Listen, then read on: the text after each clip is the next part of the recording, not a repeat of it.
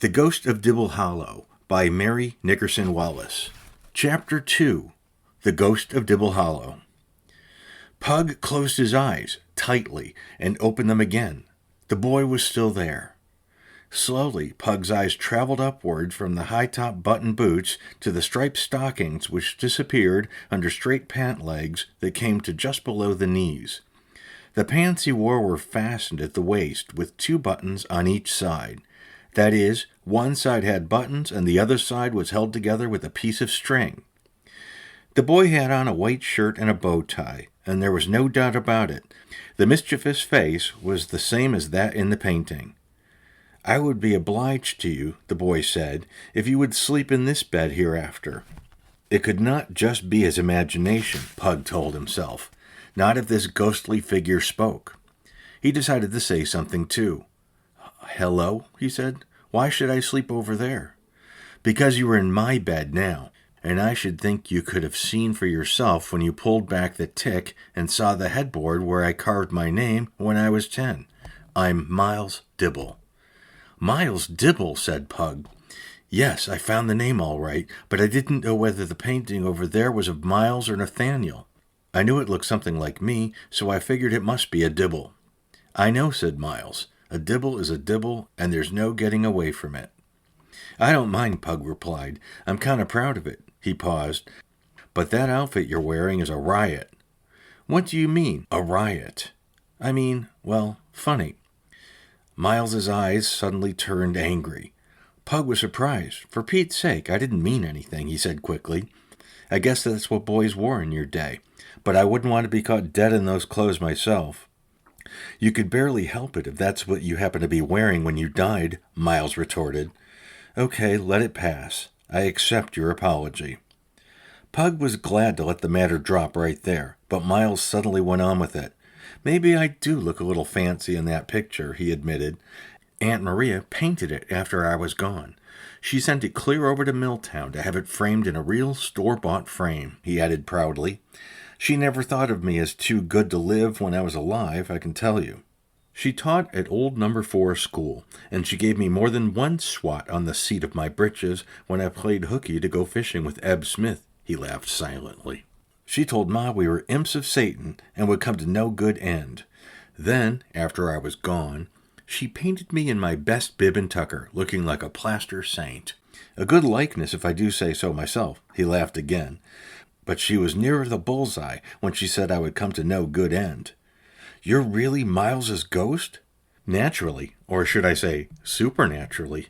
Miles seemed pleased with his joke. "What else would I be when I'm dead? Criminentles." "Criminentles?"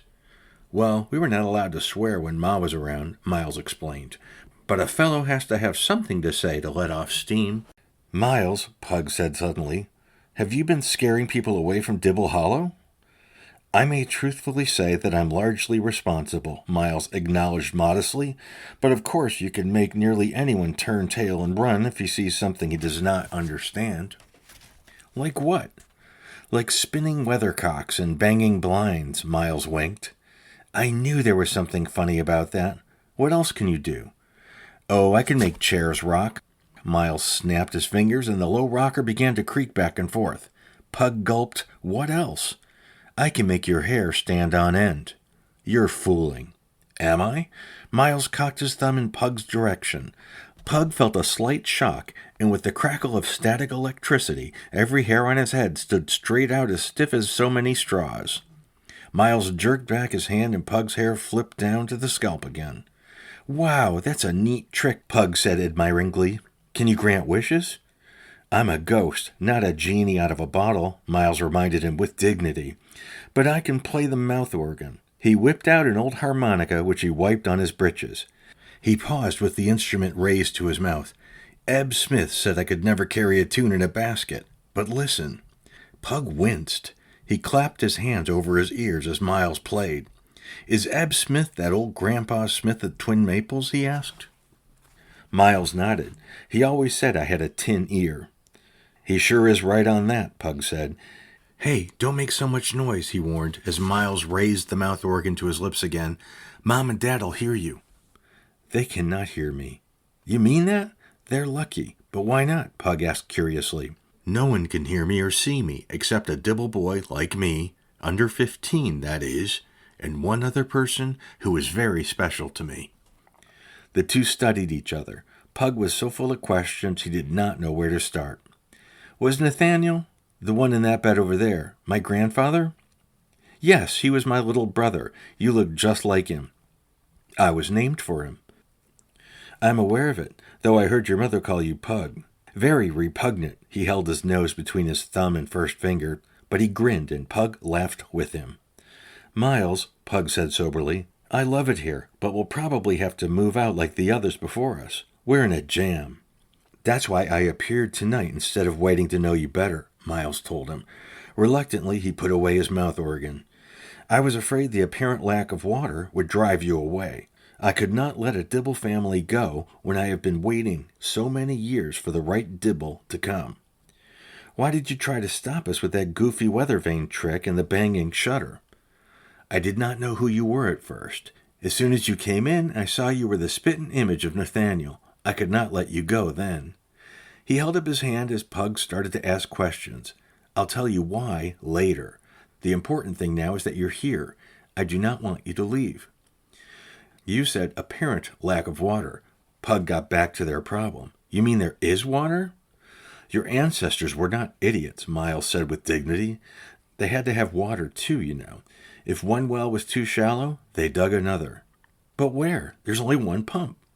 If piping were scarce as hen's teeth and cost a lot, where would you put a second well? Pug thought. Where it could be connected to the first one, he ventured. Right, Miles leaned forward. Listen, tomorrow go down to the cellar wall under the piping in the kitchen. Pace toward the brook and dig in the cellar floor, about a foot to the right. He paused and looked at his hands with a frown. Well, just to be safe, dig about a foot to the right and to the left of the pipe going up to the sink pump. I do not just remember whether it's right or left, but you will unearth a big horizontal pipe and a wheel. I fancy you will not be able to turn it even with a wrench, but maybe your father can. It will open a valve and let in water from the reserve well, and that well will not run dry. Why was the connection turned off? After my father and your grandfather died, my oldest brother Ezra did not want company. He buried the connecting pipe and gave out a story that the homestead was water shy.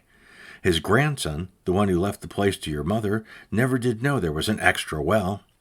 Jeepers, Miles. If I can find that wheel, we'll get to stay the rest of the summer the way we planned. Wait till I tell the family about you. That you must never do. If you say one word about me, you can be sure you will never see me again. Don't go, Pug said with alarm. Okay, I won't breathe a word about you. But how will I explain how I knew that the wheel connection was buried in the cellar? You'll think of something if you put your mind to it. Now, good night. You must be up with the lark. Hey, wait. Pug wanted to know much more, but Miles had melted into the moonlight over the bed. Pug rubbed his eyes. There was nothing but the stream of moonlight spilling into the room. Had he been dreaming with his eyes open? His mother sometimes accused him of that. After all, it had been a long, hard day. His father would say he was wound up and imagining things because he was overtired, or that Helen's talk about the portrait just before he went to bed made the boy in the painting come alive in his thoughts. Maybe he had been dreaming. Dreams could be so vivid that they sometimes seem real.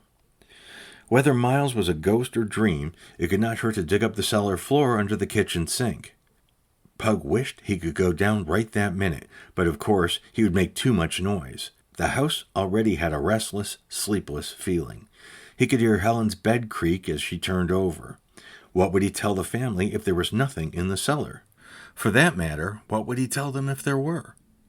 Pug did not see how he could wait till morning. Stay tuned for Chapter 3.